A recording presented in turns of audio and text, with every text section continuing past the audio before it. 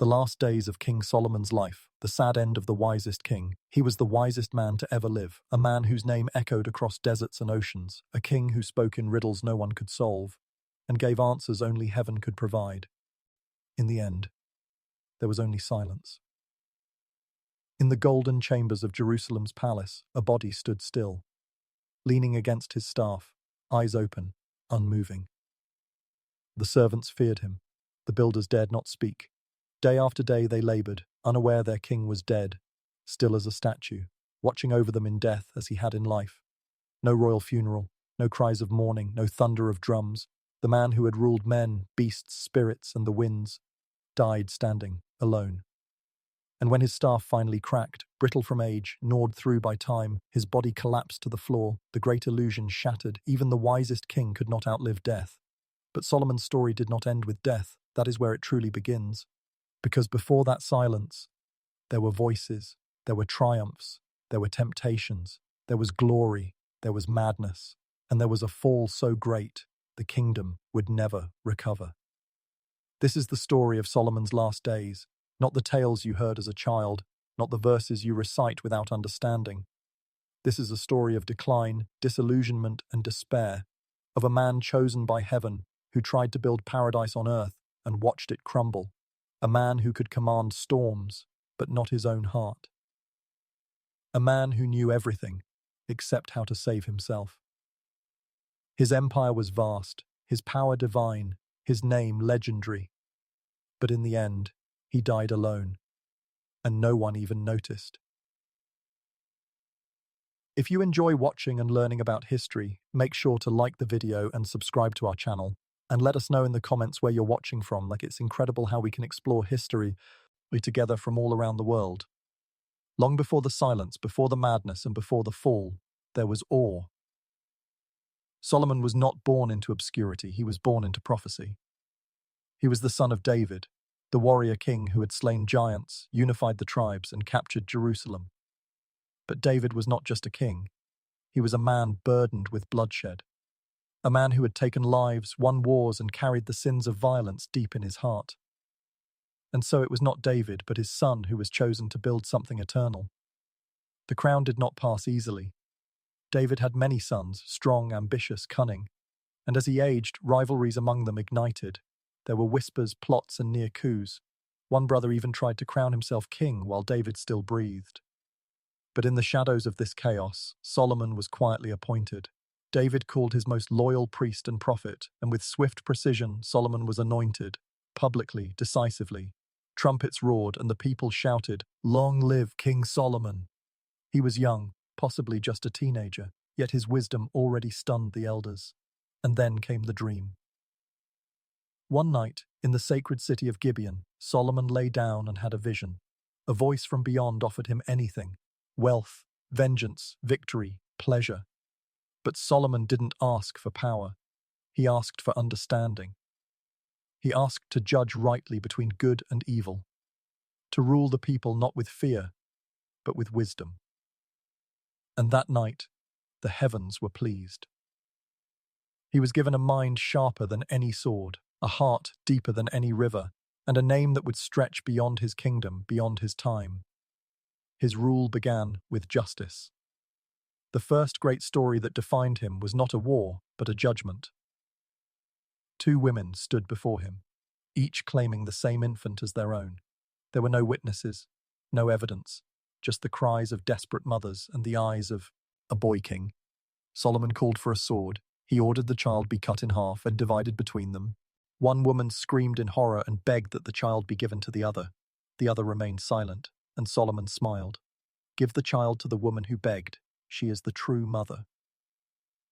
The court gasped. Words spread like wildfire. A king of terrifying brilliance now sat on David's throne.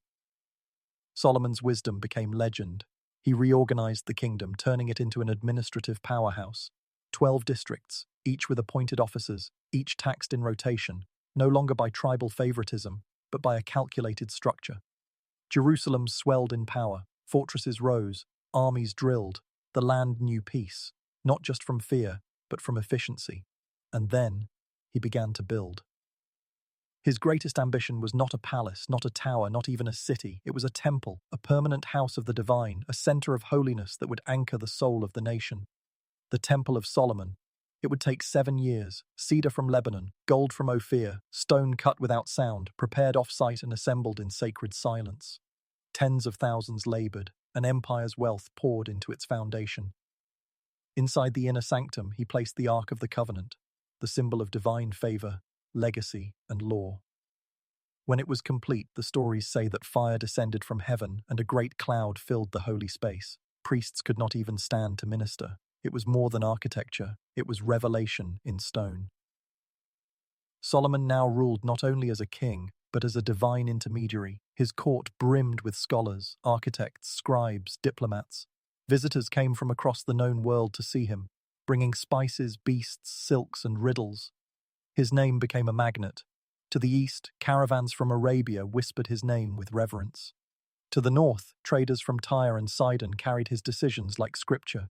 Even Egypt, proud and ancient, sent tribute. He was feared. He was loved. He was the golden son of a golden age. But with glory comes weight. Solomon was still human, and though wisdom burned brightly in him, a shadow had already begun to grow. He would not be the same king forever, and in the deepest corners of his court, something began to shift. Long before the silence, before the madness, and before the fall, there was awe. Solomon was not born into obscurity. He was born into prophecy. He was the son of David, the warrior king who had slain giants, unified the tribes, and captured Jerusalem. But David was not just a king. He was a man burdened with bloodshed, a man who had taken lives, won wars, and carried the sins of violence deep in his heart. And so it was not David, but his son, who was chosen to build something eternal. The crown did not pass easily. David had many sons, strong, ambitious, cunning. And as he aged, rivalries among them ignited. There were whispers, plots, and near coups. One brother even tried to crown himself king while David still breathed. But in the shadows of this chaos, Solomon was quietly appointed. David called his most loyal priest and prophet, and with swift precision, Solomon was anointed, publicly, decisively. Trumpets roared, and the people shouted, "Long live King Solomon!" He was young, possibly just a teenager, yet his wisdom already stunned the elders.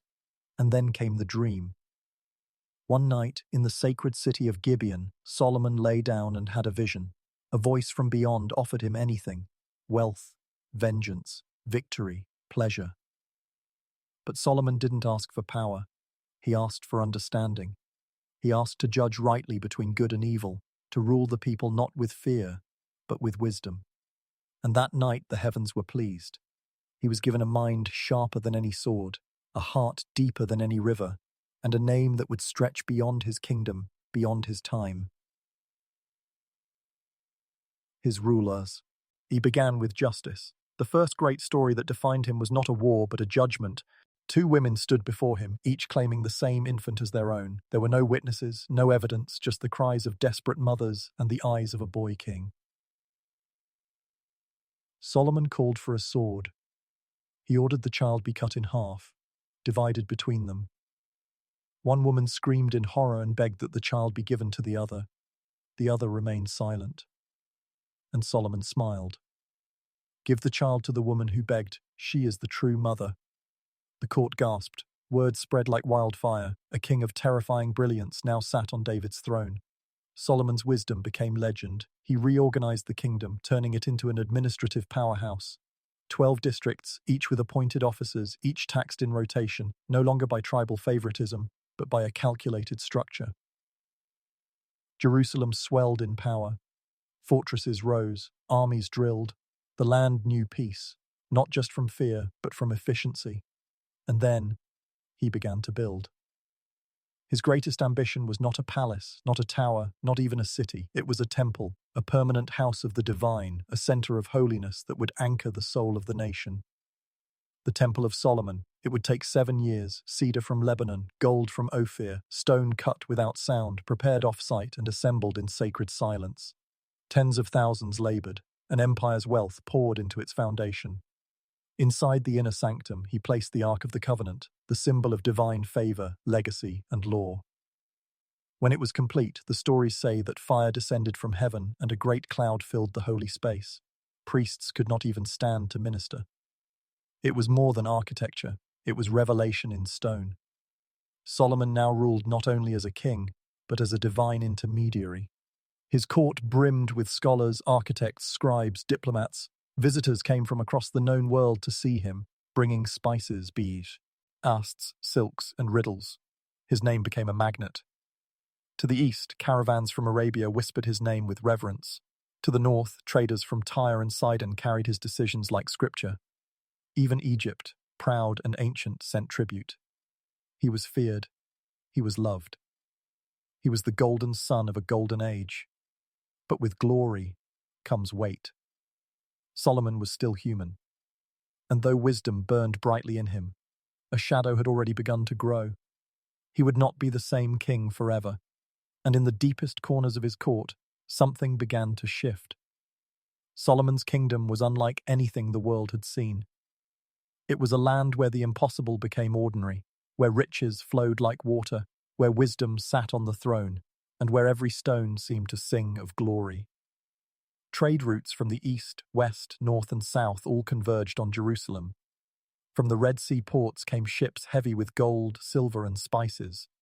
From the deserts of Arabia came myrrh, frankincense, and camels bearing precious stones. From the coastlines of Tyre and Sidon came cedar logs, bronze, craftsmen, and sailors. From the mysterious land of Ophir, believed by some to be in Africa, by others in India, came exotic animals and treasures beyond imagining. Solomon's ships, built with the help of Phoenician engineers, sailed every few years and returned with ivory, apes, peacocks, and gold in staggering quantities. His wealth was so vast, so unnatural, that it blurred the lines between king and myth.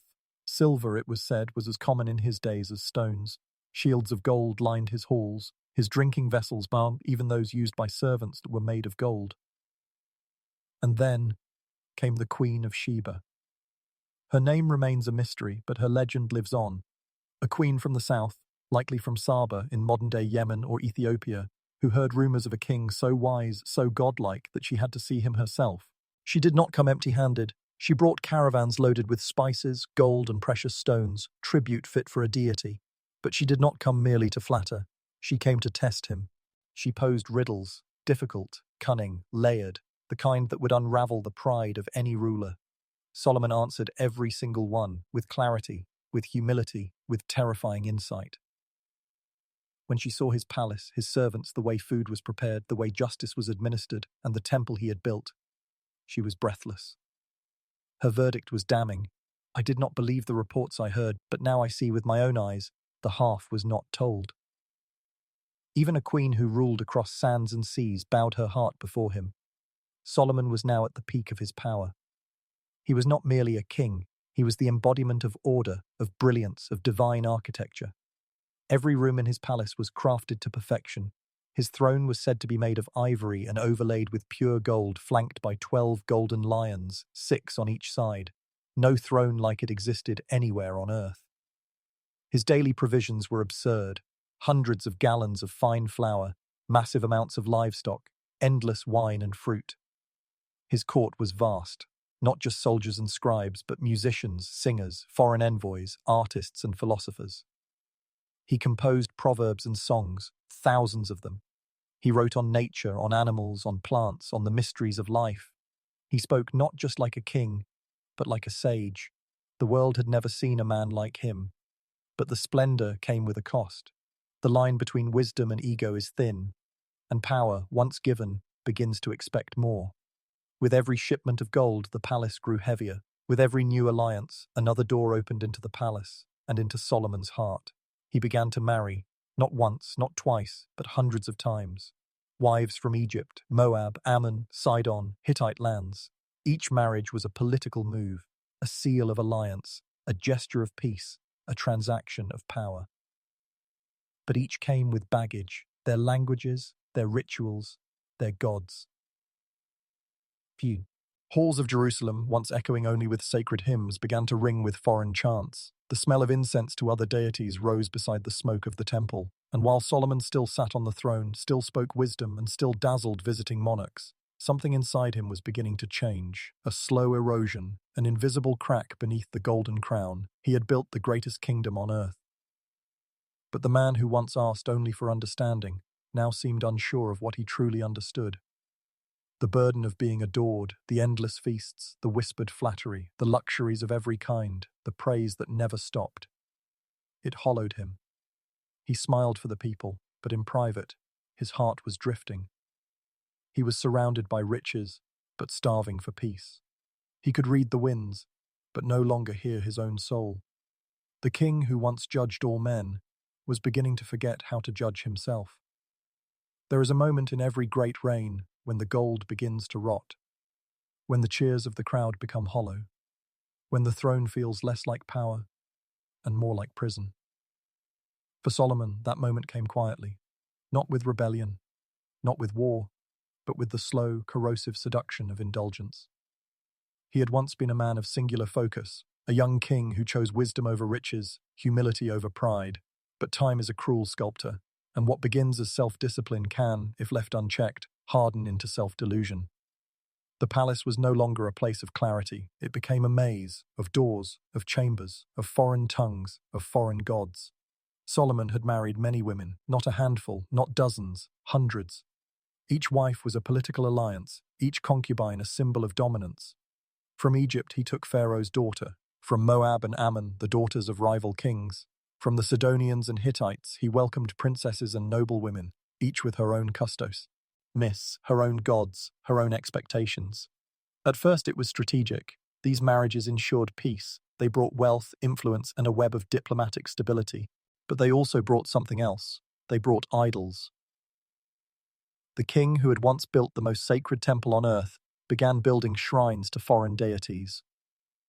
On the hills near Jerusalem, altars rose to gods that demanded offerings of incense and blood.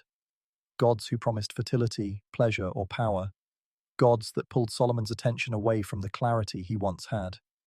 He did not abandon his faith, not openly, not completely. But compromise crept in. He allowed temples to be built, not for himself, he may have told himself, but for his wives, to keep peace in the palace, to honor their traditions, to show tolerance. But tolerating the presence of something can quickly become serving it.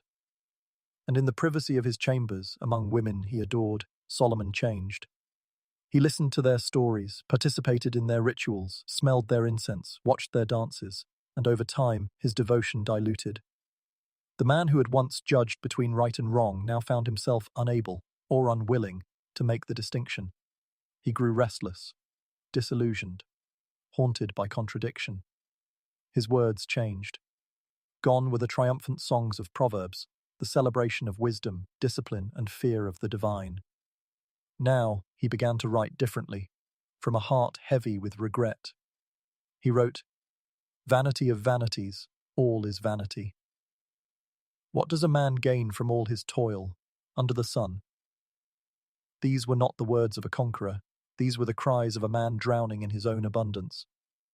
He had pursued everything: knowledge, wealth, wine, laughter, art, music, architecture, women. And yet he found no peace. He wrote of seasons, of birth and death, of mourning and dancing, of gaining and losing, as if trying to make sense of a life spinning in circles. He spoke of futility, not as a philosopher, but as a man broken by his own success. The palace grew colder. Servants whisper, Ed of his mood swings, his fits of silence, his sleepless nights. There were days when he would stare out across the city he had built and see only dust. Nights when he would walk alone through his private courtyards, mumbling of death, time, and the meaning of it all. He who once ruled the world with clarity now struggled to rule himself. He was surrounded by voices, but none he trusted, advised by men who flattered, loved by women who distracted, isolated in a fortress of his own design. And the worst part? He knew it. He knew he had drifted. He knew his wisdom had become a mirror, reflecting only his failures. He knew that building temples to the divine was not the same as living rightly, and yet he could not stop. There was no enemy at the gates, no sword at his throat, only the slow, relentless weight of his own choices. Behind the walls of Jerusalem, behind the golden doors and incense-filled halls, the wisest man on earth was unraveling. Wisdom is a gift, but wisdom without restraint can become a curse. By the final years of Solomon's life, what once dazzled the world now terrified those closest to him. He no longer spoke with the calm authority of a philosopher king.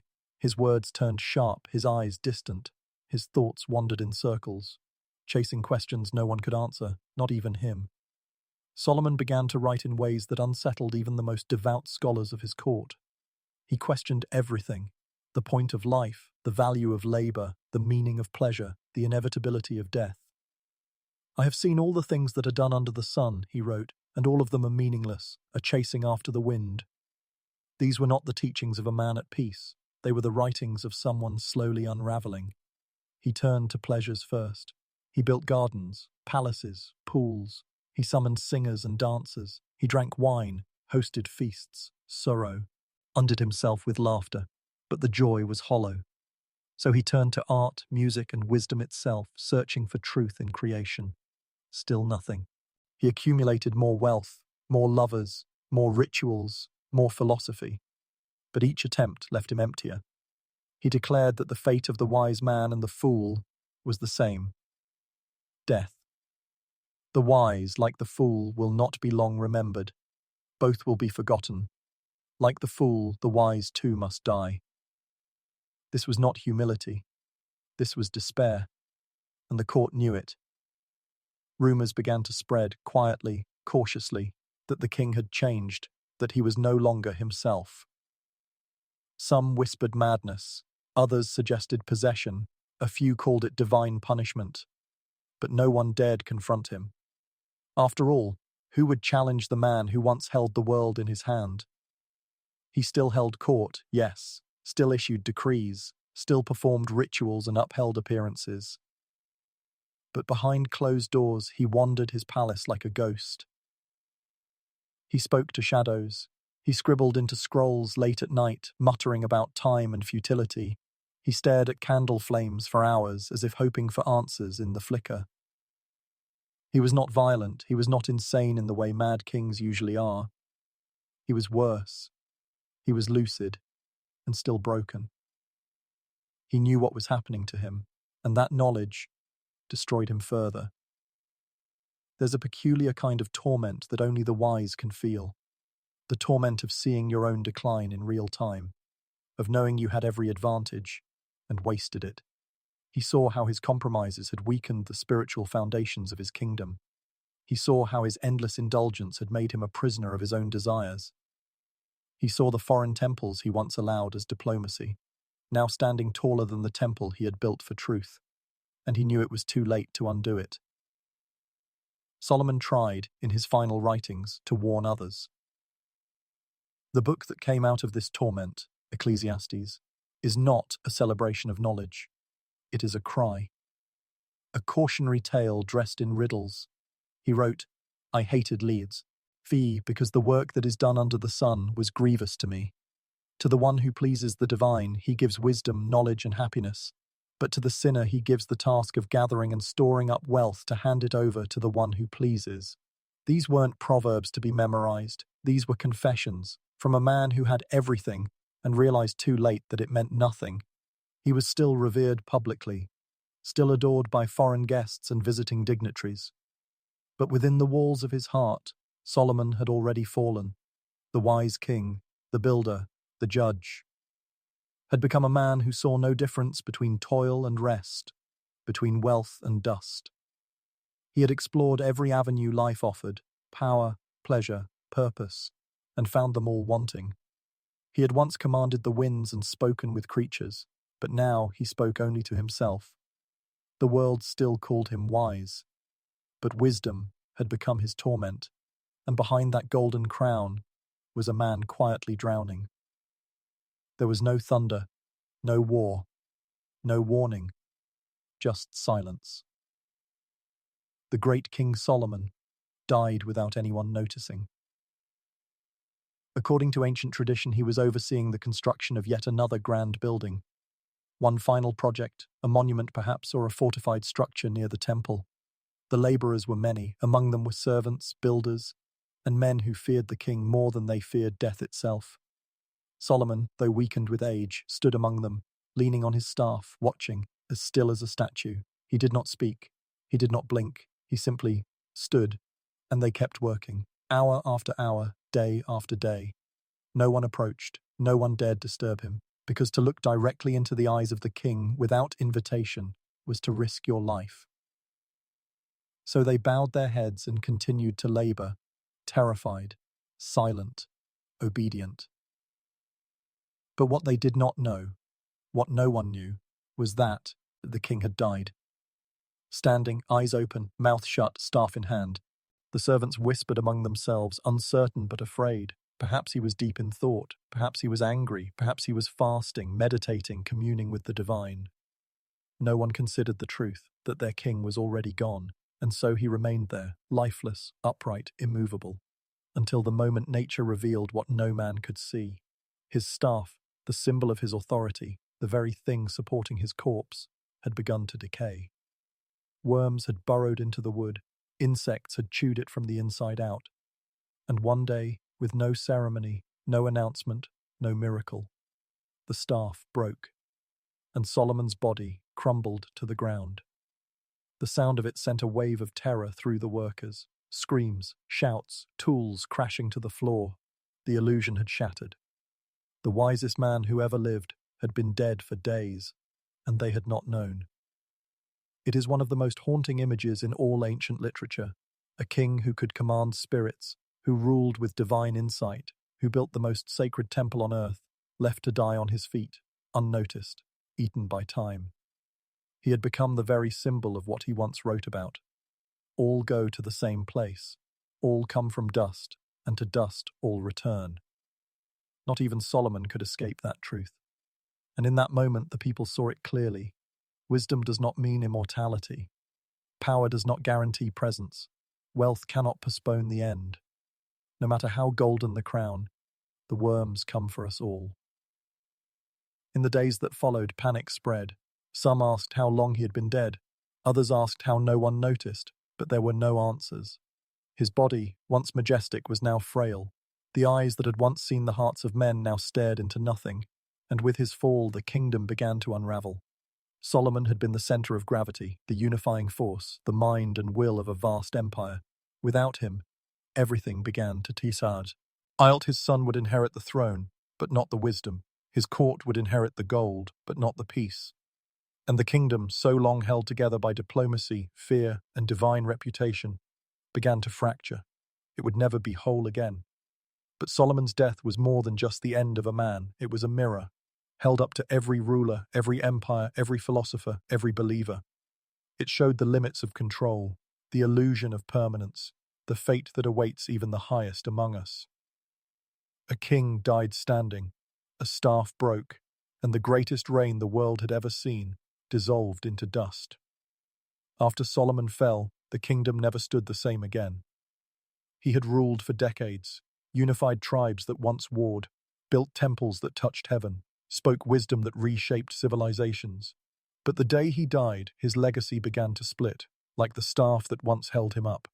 His son, Rehoboam, took the throne, but he did not inherit his father's insight. The boy who grew up surrounded by feasts and silks had not seen the fire that built the kingdom. He only knew the glow. When the people came to him, asking for mercy from the burdens Solomon had laid, Rehoboam listened not to the elders but to his friends. He responded not with understanding but with arrogance.